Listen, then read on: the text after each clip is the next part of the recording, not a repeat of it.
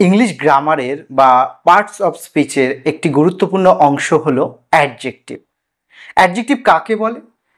যে ওয়ার্ড দ্বারা নাউন বা প্রোনাউনের দোষ, গুণ, অবস্থা, সংখ্যা, পরিমাণ ইত্যাদি নির্দেশ করে বা বোঝায় তাকে বলে অ্যাডজেক্টিভ।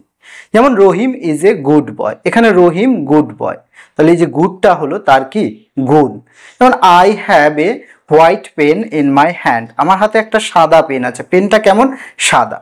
তো অ্যাডজেক্টিভকে মূলত ক ভাগে ভাগ করা হয়? 6 ভাগে ভাগ করা হয়। Adjective of quality, adjective of quantity, adjective of numbers, demonstrative adjective, interrogative adjective এবং পজেসিভ অ্যাডজেক্টিভ।